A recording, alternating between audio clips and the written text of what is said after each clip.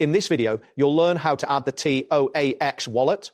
By following these steps, you will successfully integrate the TON network, allowing you to manage your assets seamlessly within the wallet app. Begin by opening the OKX wallet application on your device. Ensure that you have the latest version of the app installed to avoid any compatibility issues. Once the app is open, you will be presented with the main dashboard of your wallet. Next, locate the option labeled Web3 Wallet on the main screen. This option provides access to various network settings. Tap on Web3 Wallet to proceed. After this selection, you should see additional options related to network management. After that, look for the globe icon located in the top right corner of the screen.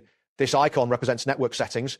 Tap on the globe icon to access the network configuration options. You will now be directed to a screen where you can manage and add new networks. Now find and tap on the option that says custom network.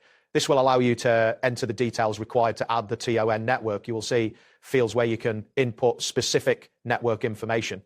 Enter the network details for the TON network in the field labeled network name, input TON. Next, in the RPC URL field, enter https://toncenter.com/API/v2/JSON-RPC. Leave the chain ID field blank or enter 1001 if necessary.